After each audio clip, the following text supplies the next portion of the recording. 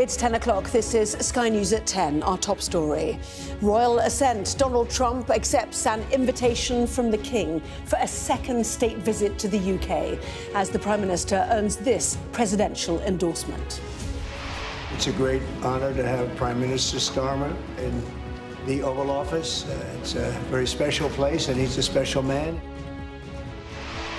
Some wins for the Prime Minister, even the prospect of a possible trade deal with the US. But Mr. Trump offered no security guarantees for Ukraine and had this question for the Prime Minister. This is the greatest alliance for prosperity and security I think the world has ever seen.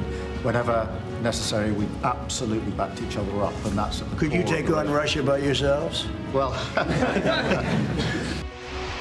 President Zelensky stops off in Ireland on the way to his meeting with Mr. Trump tomorrow as Vladimir Putin accuses Western elites of trying to disrupt a diplomatic breakthrough. Also tonight.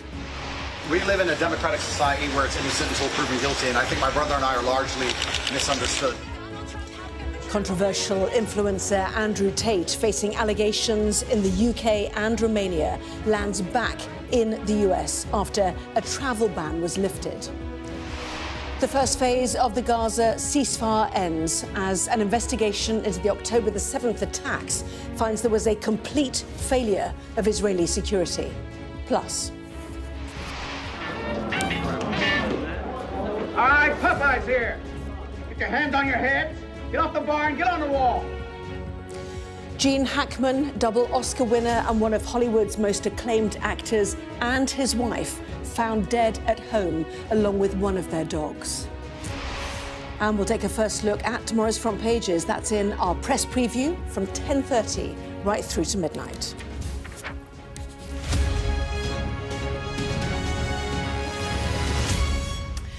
Hello there, good evening. It was a meeting billed as the most crucial between a US president and a British Prime Minister for a generation. In the end, the White House encounter between Donald Trump and Sir Keir Starmer was a rather gentle affair, with the Prime Minister flattering Mr. Trump with a letter from the King offering what he called an unprecedented second state visit to the UK. Trump's verdict on the Prime Minister, a special man with whom he gets along famously. On the big issues, security guarantees for Ukraine and trade tariffs, there was the outward appearance of agreement and conciliation, with Donald Trump even offering up the prospect of two deals, one on peace in Ukraine and another on a trade deal with the UK.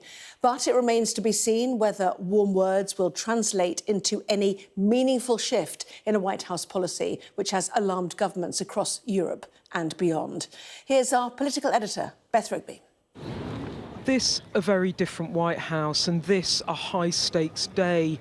The fate of Europe and the UK coming more clearly into focus in a world where everything has changed. This is it, one of the most important, consequential meetings of Keir Starmer's career. His premiership is about to kick off, and at stake, the future of peace in Europe.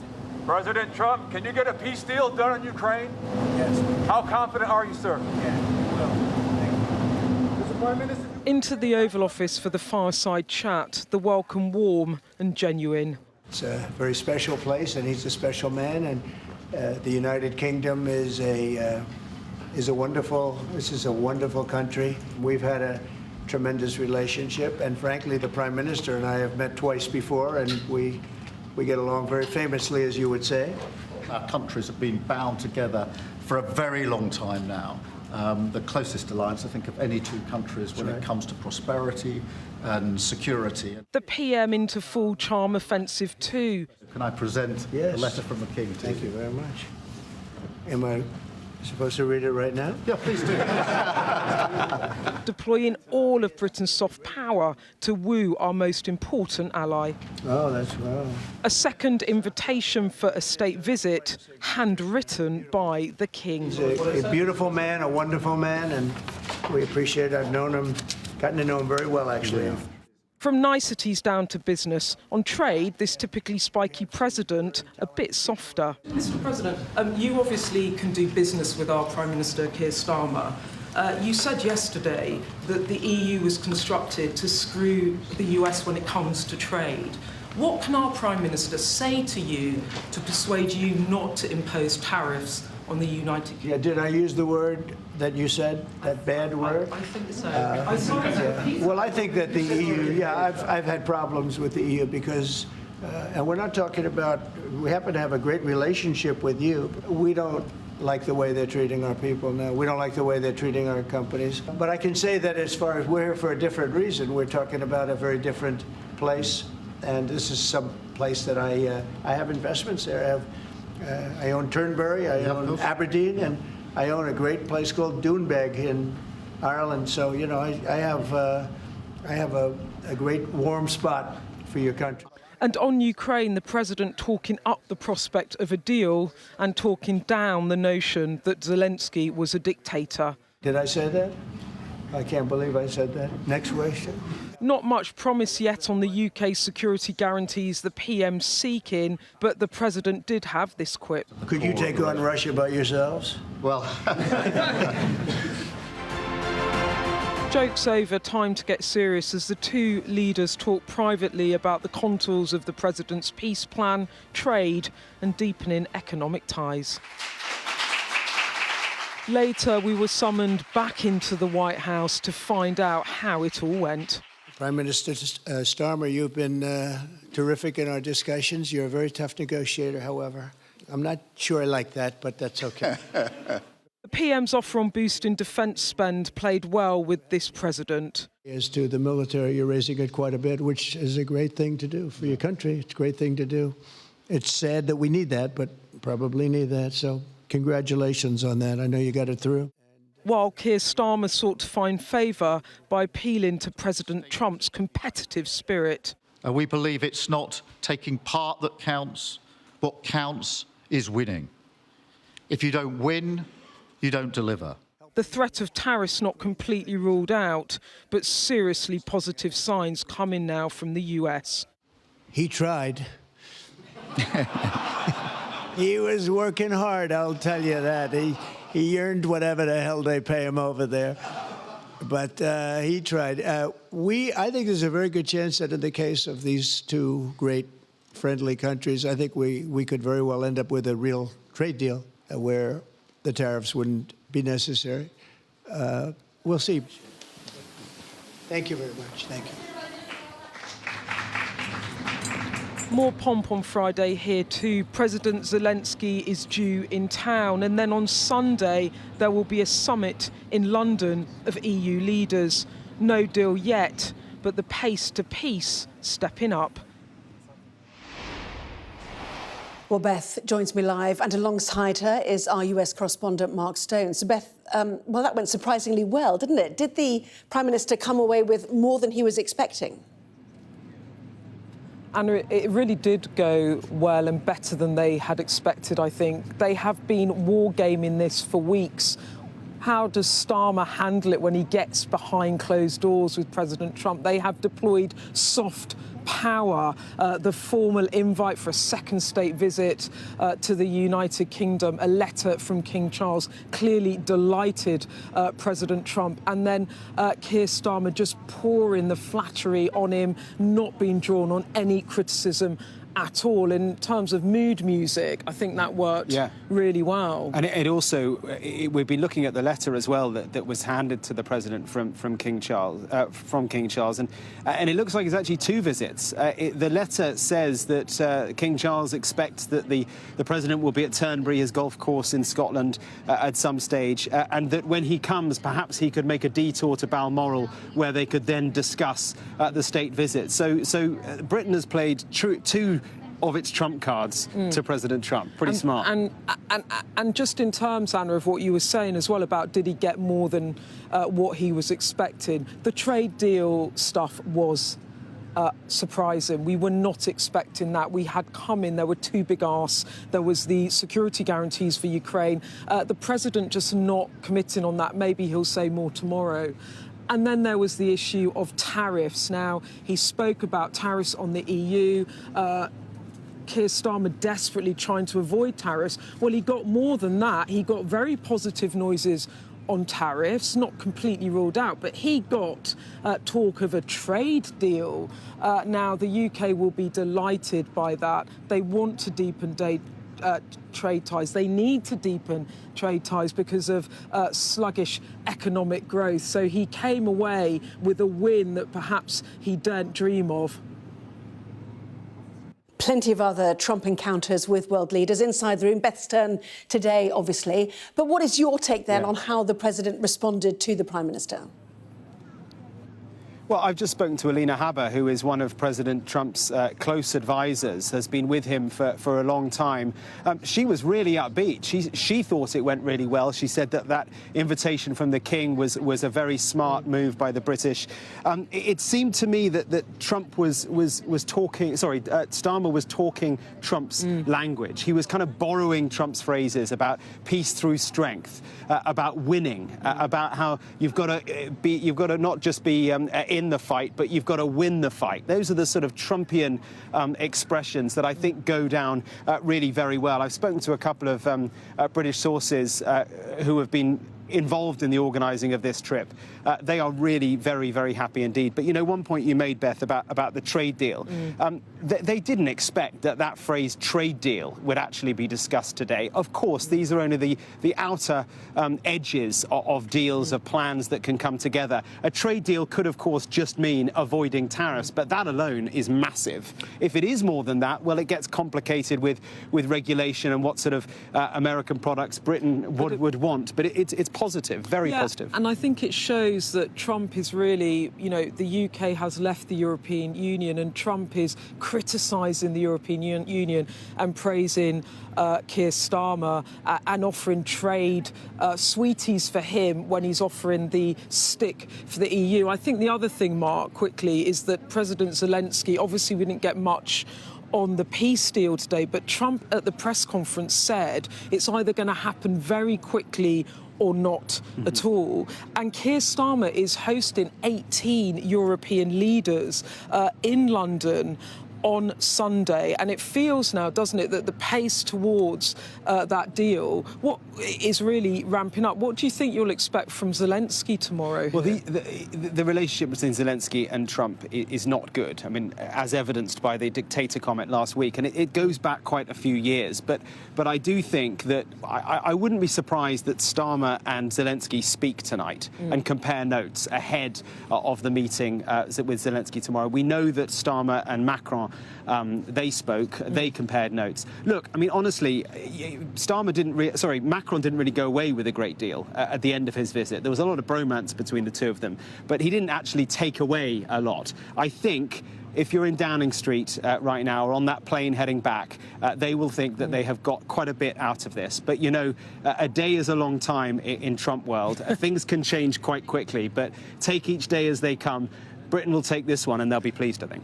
Yes, Beth and Mark, both at the White House for us. Another fascinating evening, no doubt. Thank you.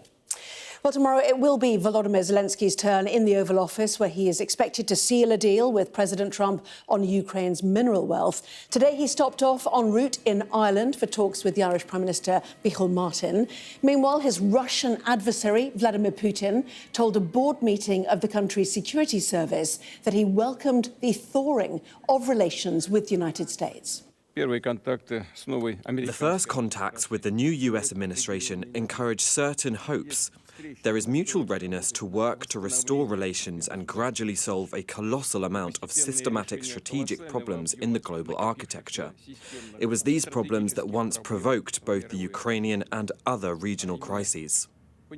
We understand that not everyone is satisfied with the resumption of Russian-US contacts. Some Western elites are still determined to maintain instability in the world, and these forces will try to disrupt or compromise the dialogue that has begun.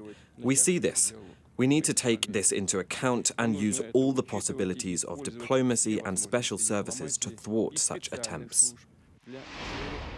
Well, let's go to Kyiv now and speak to our security and defence editor, Deborah Haynes. So Zelensky heading to the States, we know, Deborah. The minerals deal is done, we were told tonight, but there was some comfort today for Ukraine in Donald Trump's words, especially on efforts to reclaim land taken by Russia in this truly brutal war. Yes, it's a real significant change in tone, but it is still very transactional because the mood shift is all hinged on the agreement over the minerals deal. But this language about from Donald Trump signalling that he will help Ukraine get back as much land as possible from Russia, that is going down very well over here. It also signals that the current front line isn't necessarily going to be frozen in place following any ceasefire deal, which is clearly something that Russia would really want. Also on the backstop, there's been a bit of movement there, hasn't there? Donald Trump has signalled that he seems to think that sending in Americans to Ukraine to, in his words, dig for minerals and other natural resources is his idea of putting skin in the game, and that would be sufficient to deter Russia from trying to attack again. However, I don't think an army of American miners is exactly what Ukraine and its European allies had in mind when it came to an American backstop to deter Russia. They'd be much more interested in American weapons, air defence systems, jets, satellites, intelligence feed, but it's definitely a step in the right direction. And then finally, this European force that's taking shape, this European effort to step up and help Ukraine as America steps back. Volodymyr Zelensky will be going to Washington tomorrow, but then he'll be travelling on to the UK on Sunday, where the Prime Minister says he's going to be hosting 18 countries to talk about support for Ukraine now and then into the long term with this European security force, maybe other troops from other non-American countries as well taking part. However, all of this, the success or otherwise, does also hinge on Vladimir Putin. Donald Trump is placing an awful lot of faith in Vladimir Putin being good to his word if he signs a ceasefire deal. You can guarantee Ukraine, London, Paris, Berlin, they do not have the same faith in the actions of the Russian president. Well, plenty more to watch then on Friday and on Sunday. Deborah, live for us in Kyiv. Thank you. Well, the controversial social media influencer Andrew Tate has long been one of Donald Trump's biggest supporters. Today, Tate and his brother Tristan arrived in the United States after being allowed to leave Romania. Their travel ban during a human trafficking investigation was lifted at the request of the American authorities. But there's been anger from some of his alleged victims here in the UK. Sky's crime correspondent Martin Brunt has more. Oh, here we go. Here we go. Andrew, how are you? In Florida, after a long flight from Romania, Andrew Tate was as combative as ever. We live in a democratic society where it's innocent until proven guilty, and I think my brother and I are largely misunderstood. There's a lot of opinions about us, a lot of things that go around about us on the internet. We've yet to be convicted of any crime in our lives ever. Did Donald Trump help get the travel ban lifted? The social media influencer is a big fan of the US president.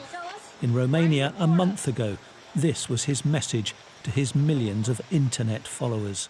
Donald Trump is the future of the Western world. Everybody knows it, and everybody needs to get in line and obey him. He runs the world, and he's a good friend of mine, and I'm going to help him. The Trump administration, it was reported recently, pressed the Romanians to lift the brothers' travel ban. A Tate insider said the brothers had been allowed to travel to the United States for a month on business and would return to Romania, where they face rape, human trafficking and organised crime charges. They're also wanted by UK police on similar allegations. The fact that Donald Trump would line himself with one of the world's worst alleged human traffickers and serial rapists is just gobsmacking. The Prime Minister's meeting him today. You've got a message for Sir Keir Starmer? Stand up for these British women who have alleged horrible crimes against Andrew Tate, these victims of alleged multiple rapes and human trafficking. Stand up for them and stand up to Donald Trump on this issue.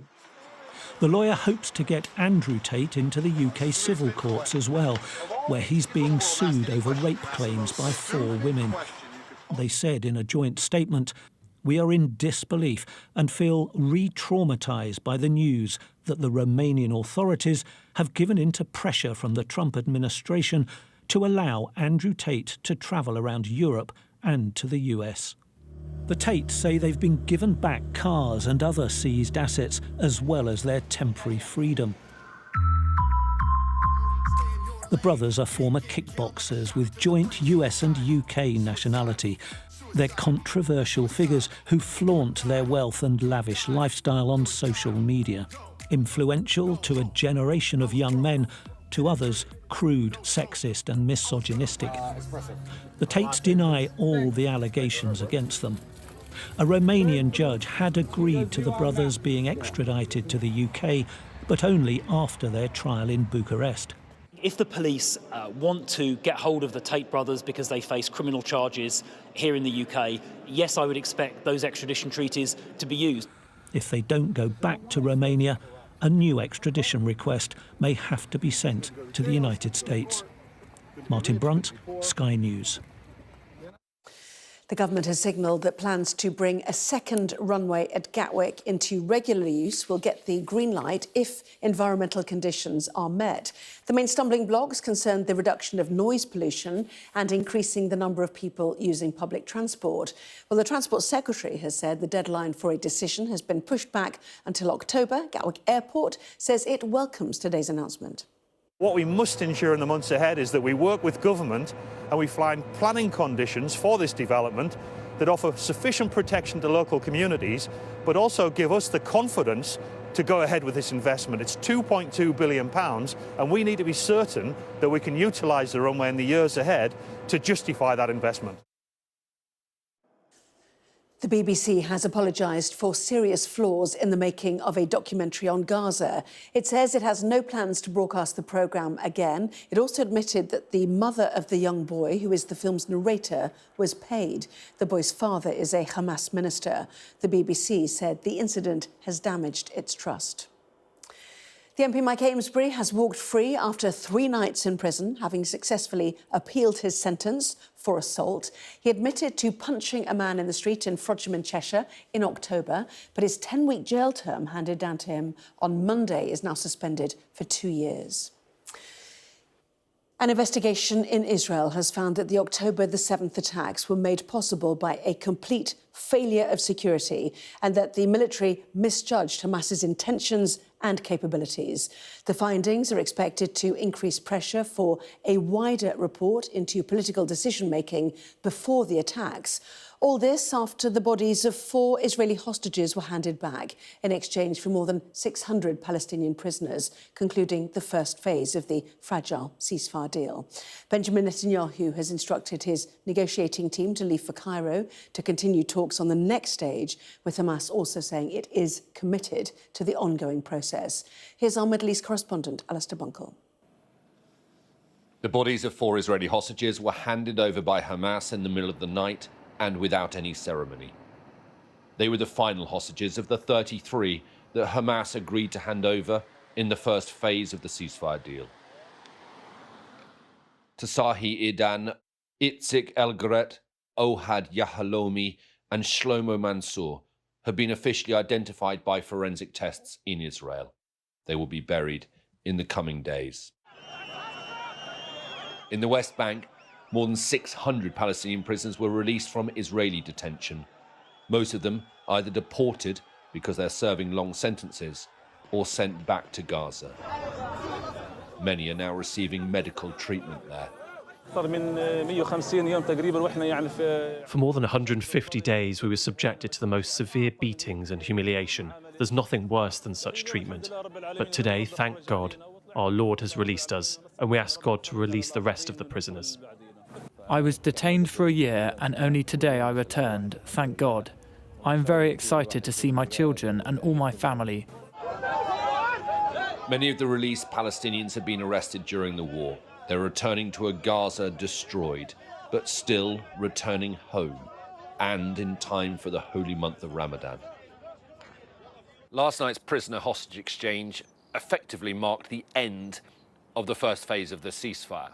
But the second phase has not been agreed upon by Israel and Hamas yet. And unless they can negotiate an extension of the current phase, it could mean a return to the fighting in Gaza. The first phase of the ceasefire has been precarious, but it held, and against many people's expectations.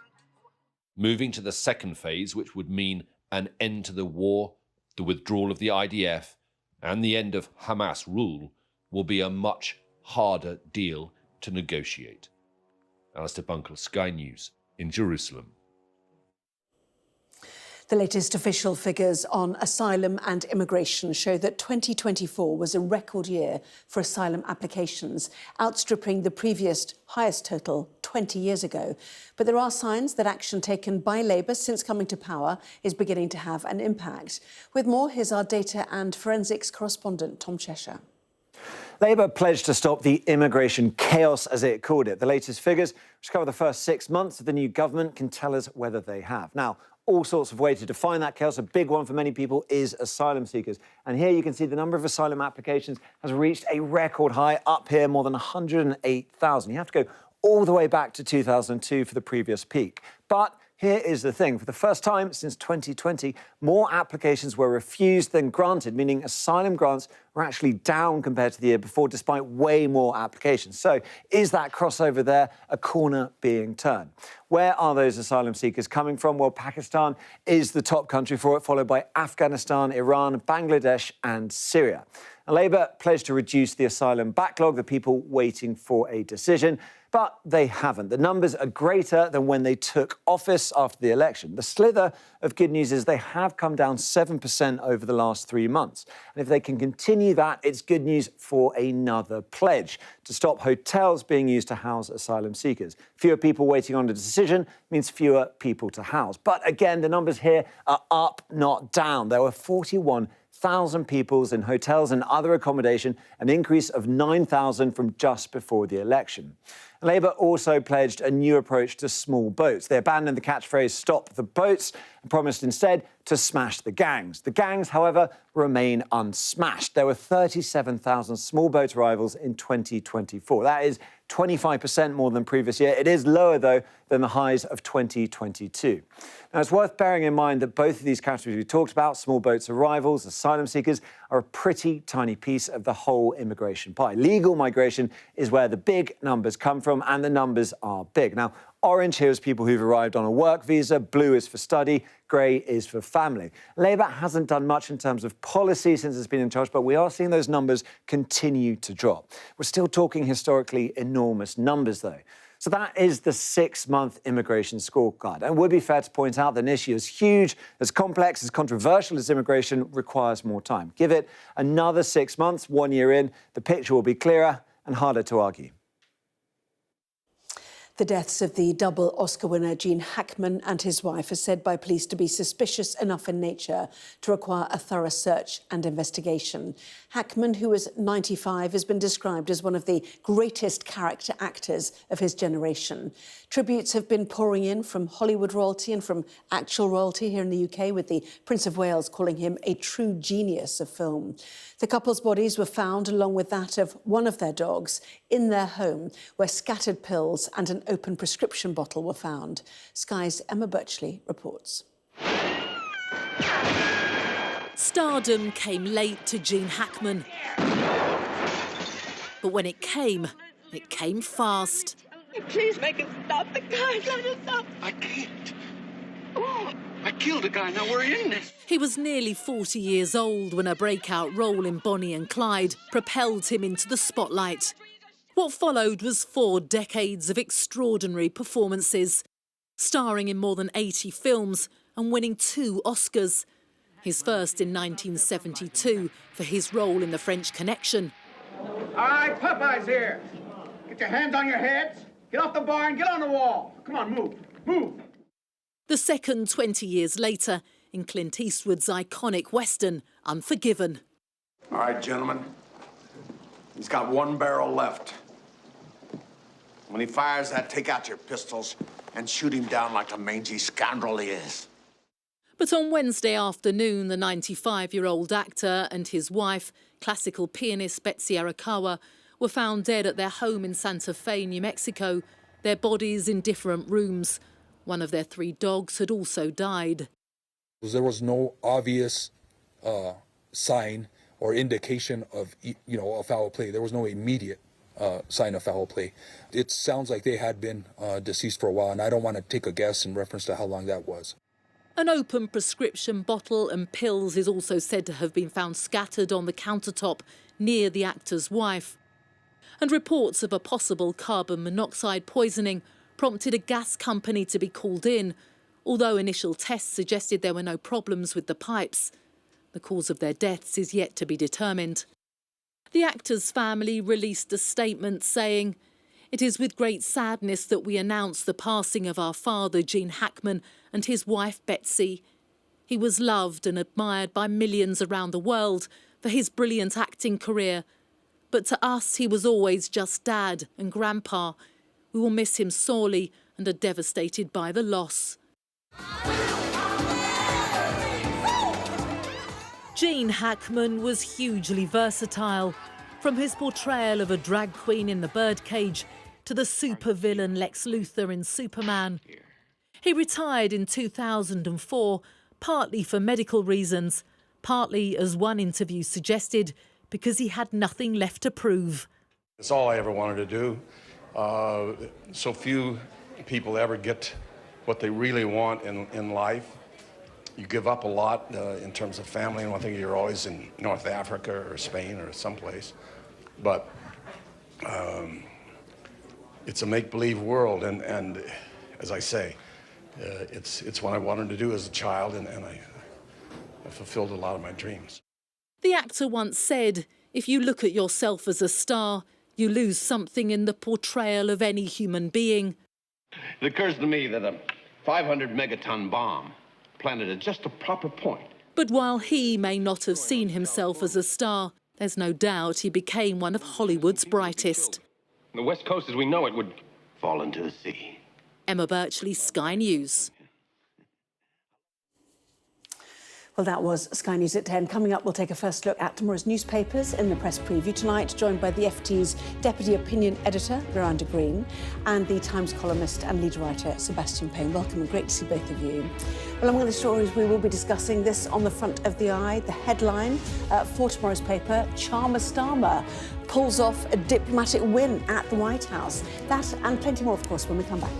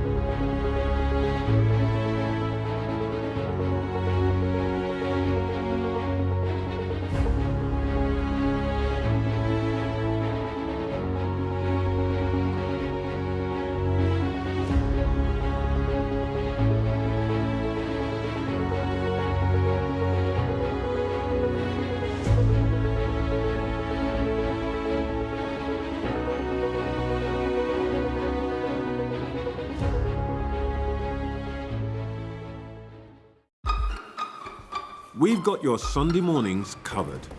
From the front page and the sounds of the streets to the voices of the people who make the major calls and big picture politics beyond Westminster.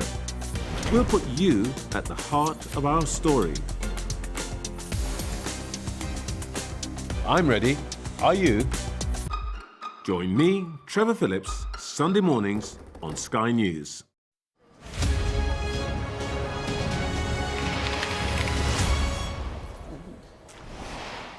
Well, hello there, you're watching the press preview. A first look at what is on the front pages. Time then to see what's making the headlines with the FT's Deputy Opinion Editor, Miranda Green, and the Times columnist and leader writer, Sebastian Payne. Welcome and lovely to see both of you. Lots to talk about, no doubt. Let's take a look at the front pages, shall we? Kicking off with The Guardian. The White House meeting between Prime Minister Sir Keir Starmer and US President Donald Trump is on several front pages, including The Guardian, which says that US workers mining minerals in Ukraine would be the best protection against further Russian aggression. Miranda's paper, The Financial Times, says President Trump has dashed any hope that America would provide any military cover for European troops used as peacekeepers after any deal with Russia. The Express hails the promise of what Mr. Trump described as a great trade deal for Britain. Now it's left the European Union. The Telegraph says the president has backed the Prime Minister on his plans for the future of the Chagos Islands. In fact, the two men seem to get on so well, the Daily Mail describes their relationship as an unlikely bromance, while the Eye says Charmer Starmer pulls off a diplomatic win at the White House. The Sun pictures Donald Trump with his royal invitation to a state visit to the UK with the headline, Special Delivery. Meantime, the so far unexplained deaths of Hollywood legend Gene Hackman and his wife is the top story for the Metro, the headline, Mystery of Hackman Deaths. And finally, a warning to parents from the Star. Peppa Pig's mummy is expecting another piglet. Explained that to Big Sister before the watershed. We're after the watershed. It's fine, isn't it? For everything now. We might come back later to that one. Anyway, Miranda, Sebastian, welcome to you. Goodness me, what happened? Extraordinary. Let's take a look at the Eye. Charmer Starmer pulls off a diplomatic win. The Daily Mail as well. What an unlikely bromance. Miranda. Well, I think the whole of the UK was quite tense about how today was going to go. I know I was. And when the Prime Minister finally arrived at the White House and they were both sitting in those famous chairs, and there seemed to be this chemistry between them, and it seemed to be going quite warmly. There was lots of touchy-feely stuff. And then Keir Starmer did this extremely stagey move of bringing out the letter from King Charles inviting President Trump for this historic second state visit. After that, it all just seemed to go better and better. I mean, Trump was saying really interesting things across the board. We'll come to some of the question marks over how good all this will turn out to be, you know, in terms of the detail. But it went better, I think, than Number 10 really could have hoped in terms of the diplomacy and cementing that close relationship. Because, of course, once you've built that warmth, you stay as tight as possible to your ally of whom you have doubts. I mean, the whole thing could There was a nice moment when he was pausing as he was reading it, and the whole room was sitting there, like, watching, checking if there was a signature, because otherwise it's not as good, he was saying, wasn't he? But, that was a good idea, and it was well delivered. The other good idea was talking about being a winner. If you don't win, you can't deliver. Trump likes winners. There were some bits that Downing Street had stuck in which were going to play well. We both want to deliver for working people. I thought that was an absolutely extraordinary piece of script. I thought he was going to sort of say, our mission is to grow the economy and reduce inflation or have it was so on message. I mean, Miranda and I have seen so many of these moments of prime ministers going to see presidents, and the chemistry and the mood music is so important. I think this is the closest I've ever seen to one of the real-life kind of Love Actually moments of when the US president meets the UK prime minister, and they don't quite have the whole Hugh Grant standing up to him, but they have this bromantic feel towards them. And I think for Keir Starmer, this is probably one of his best days as prime minister so far, because I mean, to be fair, it bolsters his own reputation. Yeah, but to be fair, this was the Trump show. He barely got a word in edgeways at this point. But I think, look, before we get on to all that, I think the key thing to note here is that working with Donald Trump is a very, chaotic thing as well. It's not something you can really stage. He's very mercurial. I mean, this was by the sense that, he was asked a question in the press conference about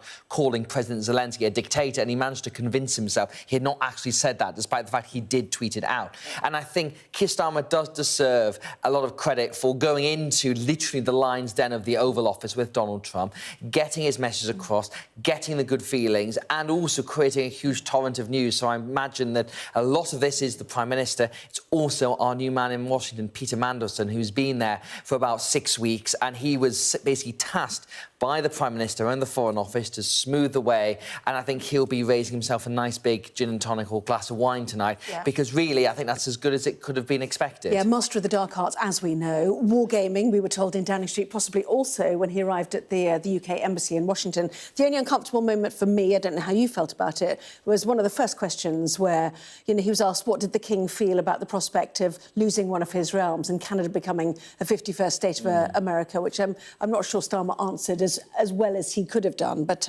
that was clearly one that was not wargamed. That was quite a curveball. Quite clever, though, to respond by saying, you're trying to put distance between us, we couldn't be closer. But, of course, it is. Trump is such an unpredictable character that he will and has say things that are very uncomfortable for the UK government. And, of course, we were discussing, weren't we, Seb, a lot of the positive things that have happened today could evaporate. That's really important to remember. I think it's really important that what Trump says today might not be what Trump says tomorrow or in a week or a couple of months' time. But if we are judging purely on the mood music and the substance of what it says now, then it is good. But I think when it comes to the more controversial things, particularly when it comes to Ukraine and trade deals and all the rest of it, it is going to get, the substance is going to be what gets signed, what deals actually get done, and what happens, obviously, when Donald Trump comes for his historic second state visit. Yes, and if you forget you've called Zelensky a dictator, possibly you forget that you mentioned the word trade deal, though other people are involved, J.D. Vance, for example, and the US Treasury Secretary as well. Anyway, nuts and bolts, let's talk about that, shall we now, including Ukraine. The big mission there was what overall backstop or security guarantees could the US be employed to bring should there be a ceasefire, a peace deal, and should there be boots on the ground, for example, by UK forces? And again, not much on offer, it seems. No, and of course, Starmer's visit today followed Emmanuel Macron, France. Before that, the two European powers who have said that they will step up militarily if needed, but relying on that, military security backstop from America. And, there was another uncomfortable moment, actually, Anna, when Stump slightly teased Keir Starmer and said, could you take on Russia yourselves? Yeah. Because, of course, the reality is America's military might is what's been protecting the rest of the Western world for decades, and we have got too used to it, and we were sort of sitting on their laurels. Totally. So it's a really, really difficult moment, and actually under questioning, it did come out that Trump does not want to have a military presence, really, as part of the guarantee process for any peace deal that he strikes with Zelensky. But he feels that business interests in Ukraine mining these minerals will be enough to deter Russia from any further aggression. But is that really enough? And actually the close questioning from my colleague George Parker and others in the Oval Office, that there are problems there. Potentially, Seb. I don't know what you think about that. I think this is, when we now get into the substance of this is the trickiest part of the substance from today by far, because the UK has always wanted Ukraine to join NATO, and I think Keir Starmer and David Lammy have both said that the path is set for that. Donald Trump said, again, there is no chance that Ukraine will be allowed to join NATO, so that's a sticking point. The other sticking point are these security guarantees, because the fact is, what the UK needs from America is air protection, whether you've got... And surveillance as well. And surveillance and air protection and intelligence sharing as well. But the air protection is the key one, because if you've got a peacekeeping force of French and Ukraine troops on the French and British troops on the Ukraine border, you've got to have that backup support. So if there are incursions, there are consequences for it. But so far, Donald Trump is shying away from that. Now, why is he doing that? Because he won the election on his America First platform by promising to end the wars, to stop the military spend. It all goes down very well with his base. So it could well be, when it comes to the nitty-gritty of this, there is some kind of US backstop to all this. I don't buy this idea whatsoever that an economic settlement is going to provide guarantees, because this minerals deal where Trump is trying to, quote, get back some of the money from Ukraine, just because there's US workers in Ukraine, doesn't mean Putin won't try and challenge the border, doesn't mean he won't try to undermine Ukraine. Yeah, your paper as well. Yeah, this, so the FT does strike quite a sceptical note on this, you know, with a headline about Trump dashing hopes over US cover, because this is absolutely key. I think, though, there is a question mark over whether American companies could be persuaded to go in, you know, for this mining export. Yeah, if there is not security protection. So does a business involvement on the ground in Ukraine sort of by necessity evolve into some security presence? That is what I think, up to a point, perhaps. And he did say Ukraine has lost a lot of shoreline, and we'll try to get back as much land as we can, which was some comfort to Zelensky, who's heading there. A little bit of comfort. Well, a little bit of comfort. No, well, I mean, the battle to regain some land, you know, it seemed to all be, you know, the line in the sand now is what the ceasefire deal will be. But, you know, obviously lots of coverage tomorrow when Zelensky himself goes. In the meantime, the other thing on the agenda was let's try not to get tariffs. You know, the EU looks like it's going to be clobbered. Yeah. In the end, the possibility was thrown in of a trade deal, which might make the necessity of tariffs irrelevant. Fascinating. So, as we report on our front page tomorrow, this is one of the most crucial things that came out, and the big win for Keir Starmer, because Trump has put 25% tariffs on Mexico and Canada, and instead he's going to do the same with the EU, again, with the caveat at the beginning, what Trump says and what Trump does. Is it a negotiating tactic? Will he actually do it? But the warmest words came where he said, you know, he praised Keir Starmer for being a very hard negotiator, again, shows the way he likes to do business, and referenced the fact that he's got business interests. He's got his golf courses in Scotland, and suggested the UK might escape tariffs. Now, if that does happen, and if there is a trade deal, then that is a big win for Keir Starmer. But it is ironic that the Prime Minister, who obviously was very associated with the Remain cause and second referendum, could end up cementing Brexit for a generation by creating a free trade deal with Europe. And I do wonder what a lot of Labour MPs will think about that. With the same old caveat, a trade deal is very, very hard to do. Same in the Daily Express, just quickly as well. And also, he talked about the fact that we're number 1 and 2 in the world on things like our universities and our golf courses. Anyway, you reminded me of that. So very, very quickly, yes. And talking up the AI angle as well, which of course is something where the UK can now take a different approach to the EU. Again, the irony. I mean, this was potentially a really historic day for this country, as well as, you know, for the military reasons, for the future of Europe and the future of the Western Alliance. Very, very interesting and exciting stuff. Yeah, it was indeed. Lots more stuff to come as well, including a story relevant to the United States as well. In fact, why are the controversial Tate brothers being allowed back into the US despite being under investigation for alleged human trafficking? Discussing that and more after the break.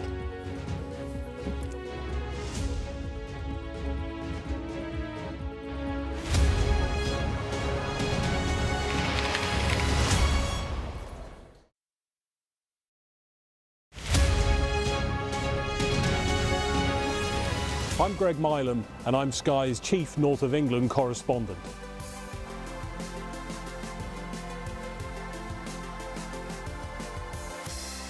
We aim to be the best and most trusted place for news. We're trying to see as much as we can. We start with breaking news. Historic day here today. The golden age of America begins right now. A long-awaited ceasefire is now underway. First question, Sky News. This is a huge moment. It's incredible. Now to California. Do you owe citizens an apology? Have you nothing to say? Jane Secker, Sky News. Would you like to respond to us now? Beth Rigby, Sky News. In principle, would you agree to do that? Criticism of you is banned. How is this a fair election? The cameras are poised, waiting to see what the president might do next. Thank you. Thank you all. I'm James Matthews, and I'm Sky's US correspondent, based here in Washington, D.C. I've covered some of the biggest stories in the world. I'm Deborah Hames, Sky's security and defence editor. I've covered Russia's full-scale war since it began, witnessing the terror and the trauma. I'm Stephen Murphy, and I'm Sky's Ireland correspondent, based here in Dublin. Sky News. Get the full story first. I'm Martha Kellner and I'm Sky's US correspondent based here in Los Angeles. Getting the chance to tell people's stories, it's a privilege. I'm Adam Parsons, Sky's Europe correspondent based here in Brussels. I'm Dan Whitehead, Sky News' West of England and Wales correspondent. Sky News, get the full story first, free, wherever you get your news. There's always more to the news than a headline. We want to discover, to delve a little deeper, to find out what's really going on. Explanation, analysis, the people at the heart of every story. I'm Neil Patterson, and this is the Sky News Daily Podcast. So, by the end, we'll hopefully all understand what's going on in the world just that little better. Available wherever you get your podcasts. We are under Israeli military restrictions in terms of some of the things that we can film, but it's important to be in there. What a slow drive for the president as he approaches his golf club. 4 more years! Free wherever you get your news. I'm Mark Stone and I'm Sky's correspondent based here in Washington, D.C.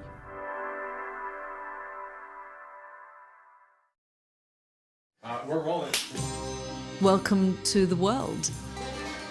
Our new podcast, starting now. It's very exciting.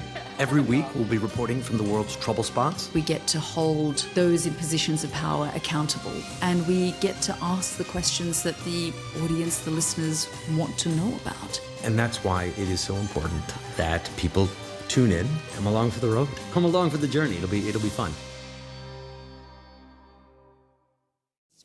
Yeah. Welcome back. You are watching the press preview even. I should know the name of the programme by now. Joining me once again is Miranda and Sebastian. Welcome back to both of you. Let us go to the front page of the Financial Times. I know it's your paper. Do you mind if I start with Sebastian? Be my guest. This is the Tate brothers who've left Romania despite allegations of human trafficking and rape in a private jet landing at Fort Lauderdale in Florida. And people are sitting there going, why? I mean, this is a truly disgraceful story. Andrew Tate is one of the most vile people online at the moment who has been responsible for awful misogyny and stirring up hatred. And he's been under investigation for people trafficking. And for whatever reason, the kind of bro online culture that encourages this kind of misogynistic approach has seen him go to America. He's landed in Fort Lauderdale in Florida, which is it's not that far away from Mar-a-Lago, where kind of the centre of Trump universe is here. The only explanation that I've come across that makes any sense whatsoever is the fact that this is also with Tucker Carlson, who is the former Fox News anchor, who's very tapped into that online right world that's linked to Donald Trump. And they see this as a freedom of speech issue, just as they do with Tommy Robinson, you know, the thug who is in prison here again for contempt of court. So there is this section of the American right that tries to make everything about freedom of speech and everything about saying whatever you want online, no matter the consequences, where the reality is that Andrew Tate and his brother are under investigation for horrific crimes. And you can see there's a quote here from some of the victims who are in disbelief and feel traumatised the news the Romanian authorities have given press from President Trump to allow Andrew Tate to travel to the US. But I think we haven't heard the last of this, and I can imagine we'll be hearing from the Tate brothers soon. But it is really a pretty dark moment. I think there needs to be some clarity from America about why this has happened. I mean, it's supposed to be temporary, isn't it? The Romanian authorities allowed the brothers to leave on condition they return next month to report to a local police station. Yeah, but will that happen is the question. With Andrew Tate suggesting at the airport, we have yet to be convicted of any crimes in our lives ever. My brother and I are largely misunderstood. But, you know, clearly Trump was asked about it. Starmer said, as far as I'm concerned, human trafficking is a security issue, and we will chat about it over lunch. We didn't get further about those discussions, but, you know, just quickly, your thoughts on that. I think this is actually very difficult for Starmer, partly because the Tate brothers face allegations and court cases in several different jurisdictions here in the UK, in Romania, but also there's talk of a Europe-wide warrant. you know, once you start talking to the Trump White House about concepts like a European arrest warrant, you're going to be into very difficult territory. We know extradition doesn't work well both ways, does it? And that's the sort of supranational deal that this White House does not like. And I think it could be a confrontation between the kind of culture war side of Trumpism and us. Yeah, no, very interesting. In the meantime, you know, Gene Hackman, extraordinary actor, and his wife and one of their dogs, and I mention that because it could be part of the investigation, found dead in unusual circumstances, it now seems. Indeed, you know, Gene Hackman was 95 years old and was acting until very recently as well in films. And I mean, looking back at his lengthy career, it was really extraordinary. But there's a lot of questions about what happened about his deaths, to the extent that they've said they are going to open a formal investigation into this. And as the Metro says tomorrow, that pills were spilled in the bathroom where Starr's spouse was found, and they may have been there for several days. But yeah, it's very, very sad that these both died, and also these awful circumstances. And his much younger wife. I mean, you can see that obviously somebody of 95 is getting towards the end of their life, not her. So what happened there? It's very unclear. Miranda, Sebastian, thank you very much indeed. Thank you. We will see you for more in the 11. Our press preview will continue then. Donald Trump accepts an invitation from the King for a second state visit to the UK. Hints at a UK tariffs and trade deal. All of that to come.